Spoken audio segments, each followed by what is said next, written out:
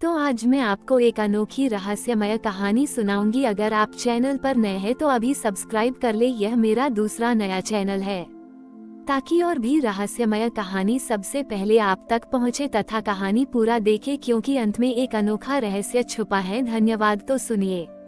एक प्राचीन नगर में, जहां कला और संस्कृति का विशेष स्थान था, गुरु तारक नाम के एक महान संगीत गुरु रहते थे। गुरु तारक अपनी अद्भुत गायन कला और वीणा वादन के लिए जाने जाते थे। उनका मानना था कि संगीत ही ईश्वर तक पहुंचने का सबसे पवित्र मार्ग है और हर सुर में शिव का वास है। वो हर सावन में शिव मंदिर में विशेष संगीत सभाएं आयोजित करते थे, जहां दूर दूर से लोग उनकी मधुर ध्वनि सुनने आते थे। इस सावन में गुरु तारक ने एक नया संकल्प लिया। उन्होंने देखा कि नगर में कई युवा थे जो संगीत सीखना चाहते थे, पर उनके पास शिक्षा का धन नहीं था। कुछ प्रतिभाशाली बच्चे गरीबी के कारण संगीत से वंचित रह जाते थे।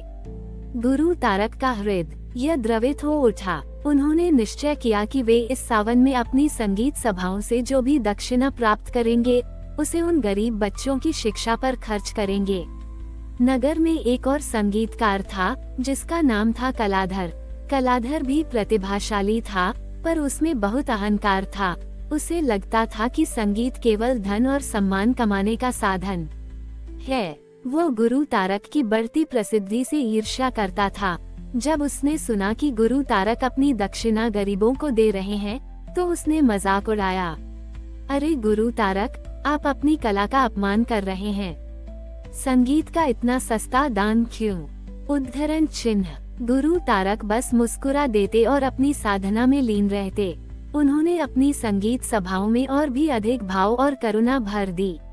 उनकी धुनें अब केवल शास्त्रीय नहीं, बल्कि मानवीय संवेदनाओं से भी भरी होती थीं। एक दिन नगर में एक बड़ी प्राकृतिक आपदा आ गई। एक भयंकर तूफान आया जिसने कई घरों को उजाड़ दिया और लोगों को बेघर कर दिया। नगर में शोक और निराशा का वातावरण छा गया। लोग भयभीत थे और उन्हें समझ नहीं आ रहा था कि क्या करें। गुरु तारक ने देखा कि इस समय संगीत केवल कान से नहीं, बल्कि आत्मा से सुना जाना चाहिए। उन्होंने अपनी वीणा उठाए और नगर के मुख्य चौक पर जा बैठे, जहां बेघर हुए लोग आश्रय ले रहे थे। उन्होंने वहां एक ऐसी धुन छेड़ी जो न तो शास्त्रीय थी और न ही जटिल, बल्कि वह आशा, शांति और जीवन की शक्ति से भरी थी। गुरु तारक ने अपनी धुन के साथ साथ एक घोषणा भी की, हे नगर वासियों, इस सावन में मेरा संगीत केवल मंदिर के लिए नहीं है, यह आप सबके लिए है। मैं अपनी सभी सभाओं से मिली दक्षिणा से उन सभी बच्चों को संगीत सिखाऊंगा जिनके पास धन नहीं, और मैं अपने संगीत के माध्यम से आप सबके मन में आशा भरूंगा। कलाधर, जो दूर से ये सब देख रहा था, हैरान रह गया। उसने देखा कि गुरु तारक की धुन से लोगों के चेहरों पर धीरे धीरे शांति लौट रही थी। जो लोग निराश थे, उनकी आंखों में एक नई चमक आ रही थी। गुरु तारक ने अपनी कला को केवल प्रदर्शन का साधन नहीं बनाया, बल्कि मानवीय पीड़ा को दूर करने का माध्यम बना दिया था। कलाधर को अपनी गलती का एहसास हुआ। उसे समझ आया कि उसका संगीत केवल उसके अहंकार के लिए था, जबकि गुरु तारक का संगीत आत्माओं को छू रहा था। वो तुरंत गुरु तारक के पास आया और उनके पैरों में गिर पड़ा। गुरुदेव, मुझे क्षमा कर दें। मैंने आपके संगीत और त्याग को गलत समझा। आपने आज मुझे सिखाया कि सच्ची कला और सच्ची भक्ति क्या होती है। गुरु तारक ने कलाधर को उठाया और कहा, बेटा, संगीत का सच्चा अर्थ तब है जब वह दूसरों के लिए जीवन का राग बन जाए। सावन हमें सिखाता है कि हम अपने हुनर को दूसरों के कल्याण के लिए समर्पित करें। उस दिन से कलाधर ने अपना अहंकार त्याग दिया और गुरु तारक का शिष्य बन गया। वे दोनों मिलकर नगर के उन गरीब बच्चों को संगीत सिखाने लगे, जिनके पास पहले कोई अवसर नहीं था। उनकी संगीत अकादमी केवल शास्त्रीय शिक्षा का केंद्र नहीं बनी, बल्कि मानवीय मूल्यों और निस्वार्थ सेवा का प्रतीक बन गई। सावन का महीना अब उनके लिए केवल भक्ति का नहीं, बल्कि कला के माध्यम से सेवा, त्याग और आशा का संचार करने का भी प्रतीक बन गया था, जिसने पूरे नगर को एक नई दिशा दी और यह सिद्ध कर दिया कि शिव का सबसे बड़ा आशीर्वाद उन्हीं पर होता है जो अपनी प्रतिभा को समाज के कल्याण में लगाते हैं। गुरु तारक और कलाधर की संगीत अकादमी ने नगर में एक क्रांति ला दी थी। अब केवल धनी बच्चे ही नहीं बल्कि हर वर्ग के बच्चे संगीत सीखने लगे थे। गुरु तारक ने सिखाया था कि संगीत आत्मा की भाषा है और इसे किसी भी बंधन में नहीं बांधा जा सकता। उनकी अकादमी से निकले कई युवा संगीतकार न केवल शास्त्रीय संगीत में निपुण हुए बल्कि उन्होंने सामाजिक कार्यों में भी अपनी कला का उपयोग करना सीखा। अगले सावन में नगर में एक बहुत बड़ी चुनौती आई। पड़ोसी राज्य के साथ व्यापारिक संबंध बिगड़ गए थे, जिससे नगर में भोजन और आवश्यक वस्तुओं की कमी होने लगी थी। कीमतें आसमान छू रही थीं और गरीब लोग भूखे मरने लगे थे।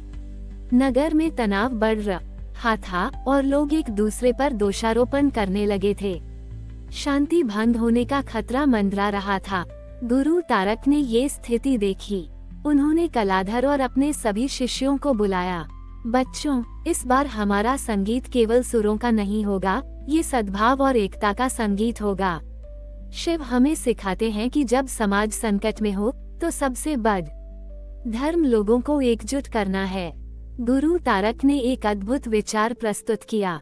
उन्होंने कहा कि उनकी संगीत अकादमी और उनके सभी शिष्य नगर के प्रमुख स्थानों पर जाकर एकता के भजन गाएंगे।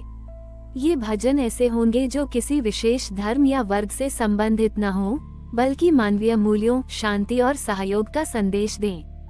कलाधर और शिष्यों ने तुरंत इस विचार को अपनाया। उन्होंने नगर के अलग अलग चौराहों, बाजारों और सार्वजनिक स्थलों पर जाकर अपनी वीणा और कंठ से मधुर भजन गाने शुरू किए।